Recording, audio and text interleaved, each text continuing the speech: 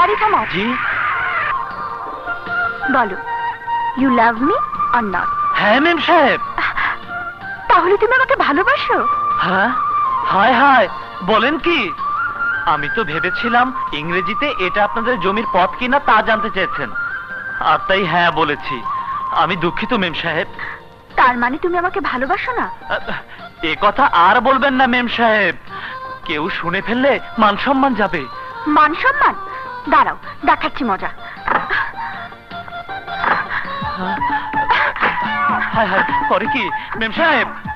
আরে দাঁড়ান মেম সাহেব, আমার কথা শুনুন। মেম সাহেব, মেম সাহেব।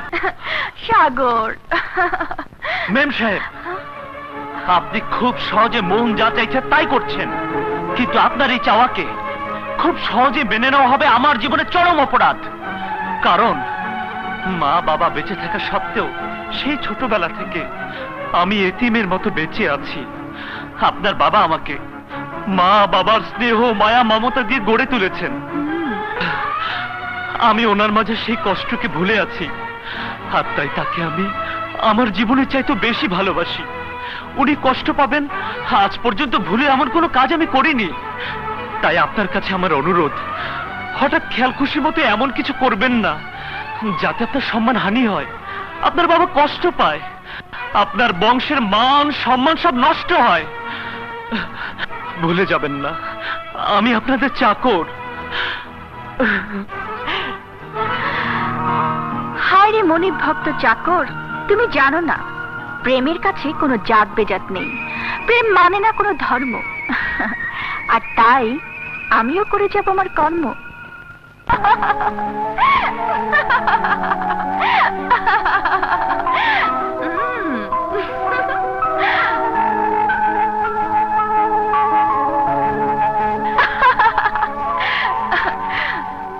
দেখি আমার কাছ থেকে তুমি কতদিন দূরে থাকতে পারো। আমাকে তোমার ভালোবাসতেই হবে। আমার আশা পূরণ না হওয়া পর্যন্ত তোমার পিছু আমি ছাড়ছি না।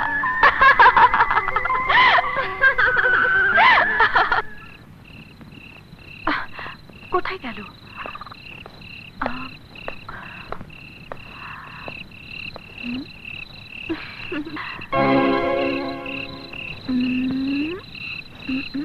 ইয়া সাগর, সাগর, সাগর, তুমি কোথায় সাগর?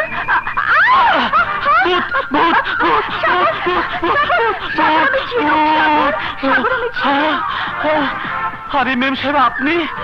আমি তো ভেবেছিলাম ভূত, কিন্তু আপনি এত রাতে এখানে কি করতে এসেছেন? চিন্তা করো না সাগর, বাবা শুনতে পেলে মুশকিল হবে। মুশকিল? কিসের মুশকিল? সে কথা শুনতে হলে তোমার মনে পাথর চাপা দিতে হবে। আপনি আমাকে যে চাপা দিয়ে রেখেছেন তার উপরে মনে পাথর চাপা দিতে হবে? কি এমন কথা মেম সাহেব? খুব গোপন কথা। আমার না, আমার না 3 মাস। হ্যাঁ?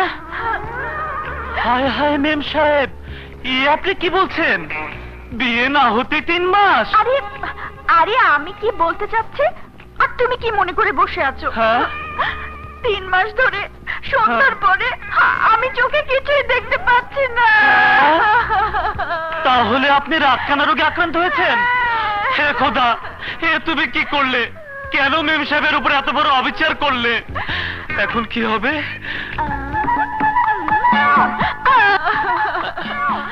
মেম সাহেব, আমি বরং চাচাকে গিয়ে এই কথাটা বলে আসি। না সাগর না, তুমি আমার এই রোগের কথা বাবাকে বলো না। কেন?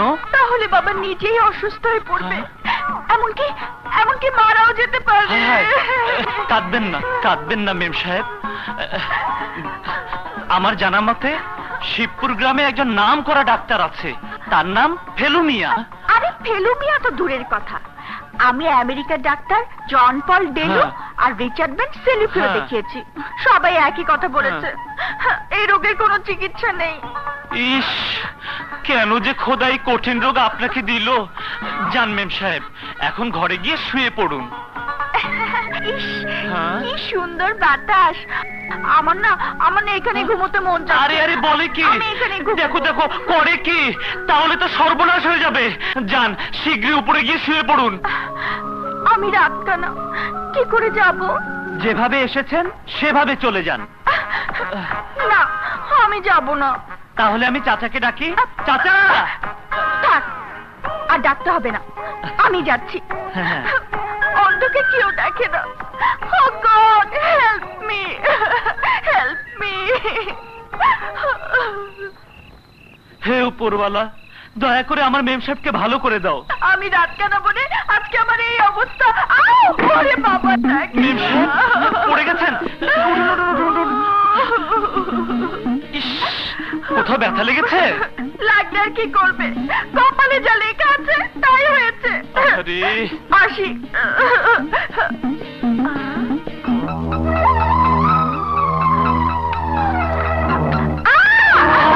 হায় হায়, আবার পড়ে গেছেন। উঠুন, উঠুন মেম সাহেব, উঠুন, উঠুন। সাগর, কি হয়েছে? ইস, নোংরা পানির কাদায় আপনি আছাড় খেয়েছেন। কাদাতে আছাড় খেলে কি আর দুধ মালাই লাগবে? না না, তাহলে তুমি এক কাজ করো, পানি দিয়ে পরিষ্কার করে দাও। আমি পরিষ্কার করে দেব? না মেম সাহেব, না, এটা আমি পারবো না। ঠিক আছে, তাহলে আমি এভাবেই চলে যাচ্ছি। আরে আরে মেম সাহেব, ঠিক আছে ঠিক আছে। কি যে যন্ত্রণায় পড়লাম। দেখি মেম সাহেব, উঠুন তো, উঠুন, উঠুন। রাত কেন বলে কোনো এই যে ভাই, আমাকে আগরবাতের মোমবাতি দিন তো। এই লন। হ্যাঁ, ধন্যবাদ। আরে খারাপ খারাপ সাগর, তুমি কই যাইতাছো? এই আগরবাতি মোমবাতি লয়ে? আমি ফকির মাজারে যাচ্ছি। মাজারে? হ্যাঁ, আমার এক আপনজনের রাতকানা রোগ হয়েছে। অনেক বড় বড় ডাক্তার দেখানো হয়েছে, কিন্তু কোনো লাভ হয়নি। তাই তার জন্য দোয়া চাইতে ফকির মাজারে যাচ্ছি। হেরে কেডা? ইয়ে মানে বলা যাবে না। কেন বলা যাবো না? আরে কও না কেডা? আরে বললাম তো বলা যাবে না। কইবা না? খারাপ। আমারও অবিশ্বাস করার পরিণাম কি তাই একটু পরে শোনার চান টের পাইবা। কি রে, কি ভাবছিস? না মানে তোমার আপনজন কিভাবে বাড়বে সেইটা ভাবতাছি। হ্যাঁ, শোনো, তুমি এক কাম করো, হুম, দয়াল বাবার মাজারে যাও। হুম, ওইখানে গিয়া দুই হাতে মোমবাতি জ্বালায়া হ্যাঁ। আঁঠু গাইয়া হ্যাঁ। সিঁড়ি বাইয়া উপরে উঠটা দোয়া চাইলে তোমার মনের আশা পূরণ হইব। হ্যাঁ। অনেকেরই হয়েছে। বলিস কি? তাহলে তো আজই দয়াল বাবার মাজারে যেতে হয়। আরো অক্ষণে যাও। দেখো